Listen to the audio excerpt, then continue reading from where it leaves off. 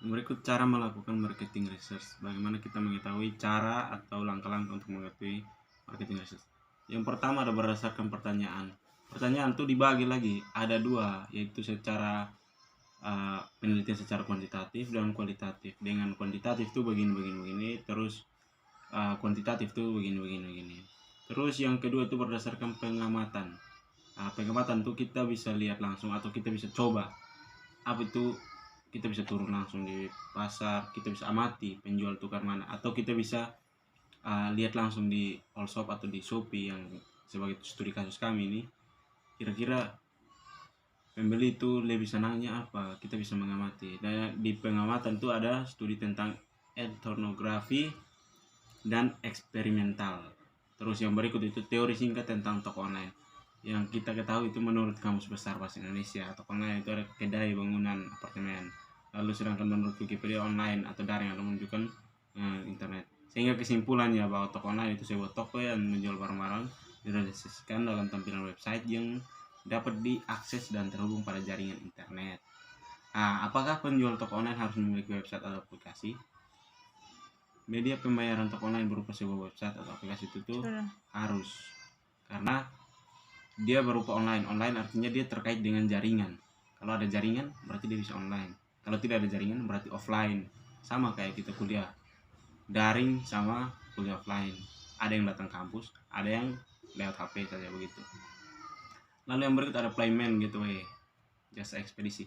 Di bagian penjualan atau toko online itu dia bisa menyangkut dengan gateway atau jasa ekspedisi yang nantinya saling berkaitan dengan banyaknya perusahaan yang menyediakan banyak penjualan lebih mudah dengan pembeli yang bisa langsung pembayaran tanpa harus meningkatkan aplikasi atau website. Itu yang kode atau nomor kredit pembeli. Sedangkan untuk interaksi jasa kurir, contohnya ada ketika kita pesan dong kirim lewat Tiki atau JNE begitu. Terus tujuan pembelajaran teori marketing research terhadap toko online. Itu yang pertama, mengidentifikasi masalah dan peluang di pasar. Kita meriset, kita meneliti bagaimana pasaran, membantu mengidentifikasi peluang pasar untuk produk yang sudah ada maupun produk yang baru. Seperti itu. Terus yang berikut, menyusun strategi pasar yang matang. Karena kita bisa melakukan riset terhadap toko online untuk menyusun strategi pasar yang matang. Terus yang berikut ada meningkatkan penjualan. Kita lebih mendistribusikan ke pelanggan sehingga mendekatkan barang dengan pelanggan atau pembeli, sehingga dinamakan toko online. Artinya dia lebih, kan kebanyakan kita pegang-pegang HP Terus adalah pemikiran penjualan. Karena kita pikir ini kita melakukan penelitian terhadap toko online karena kita memikirkan penjualan. Ini penjualan laku kalau kita kasih online dia atau taruh di toko seperti itu. Terus revitalisasi brand itu seperti riset yang untuk mengetahui posisi merek atau brand terbaru, misalnya Gucci atau Adidas atau apalah brand-brand terbaru.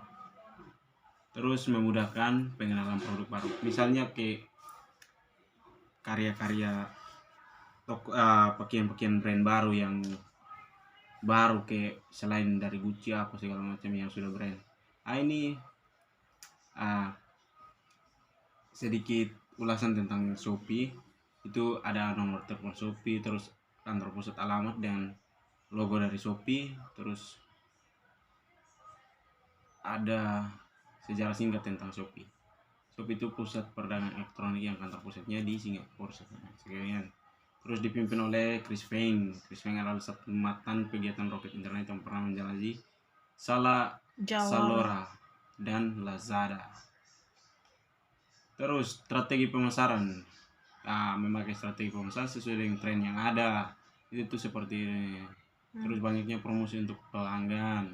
Kalau kita gunakan toko online berarti banyaknya promosi untuk pelanggan. Artinya dia lebih terjangkau, dia lebih memudahkan pelanggan untuk melihat brand-brand atau barang-barang kita. Terus jaminan harga termurah, kan ada diskon, ada apa segala macam di dalam toko online itu. Terus memerlukan brand ambassador. Brand ambassador artinya dia ambil bukan hanya dalam kawasan sini, dia bisa ambil dari luar. dari entiti luar entiti, entah mau dari mancanegara maupun dari nasional sendiri, entah dia mau dari internasional atau dalam mancanegara. Terus mengikuti event, salah satu event yang rutin ikut Shopee adalah terus menggunakan media yang tepat. Kita contohnya dari Shopee ini, dia ikuti event terus dia kasih media yang tepat, misalnya promosi di iklan YouTube, entah mau promosi di film-film, TV SCTV dong, seperti itu. Terus ini proses bisnis online yang kita ketahui. Proses bisnis online itu yang pertama, produk yang jual atau barang dan jasa serta informasi. Dari barang dan jasa informasi, dia menawarkan ke pelanggan produk secara e-commerce di marketplace. Artinya dia kasih bebas pelanggan memilih sendiri di websitenya dia atau di e-commerce-nya marketplace atau toko online itu. Terus produk yang ditawarkan atau keterangan foto yang menarik, itu dalam kutipnya yang ditawarkan itu produk yang menarik, artinya foto-foto yang bagus supaya kita lihat. Tapi kebanyakan sih foto bagus, yang datang KW. Terus dia dari menawarkan produk secara e-commerce, dia menuju ke pembeli atau konsumen. Yakin atau tidak dia tertarik terhadap produk atau tidak. Kalau dia tertarik, maka dia melakukan pembayaran. Kalau dia sudah melakukan pembayaran, berarti verifikasi jasa pengiriman tuh ada. Kalau sudah ada verifikasi jasa pengiriman, dia langsung penjual memverifikasi pembayaran, proses dan packing menurut pengiriman dan mengatur pengiriman. Artinya dari penjualan ini dia harus pack in barang. Kan toko online bukan offline, jadi kita harus pilih langsung jadi. Kita harus packing, kirim. Terus via kurir atau produk sampai tujuan. Dari via kurir sampai produk tujuan ini, dia tentukan berapa waktu yang diperlukan untuk sampai di alamat yang disertakan. Terus ini lampiran-lampiran foto tentang Shopee. Ini menu utama. Terus ada call center. Ada dia punya marketplace, toko-toko yang di dalam yang dijual. Ada begitu beragam, tapi yang kami ambil ini. Terus ada form pemesanan seperti ini. Harganya juga terjangkau. Lalu kesimpulan dari kami itu, yang pertama dia punya kelebihan penulis atau kami sendiri mampu. Terus dia punya kekurangan dari kami itu, kami memiliki rasa pernyataan dan pengamatan.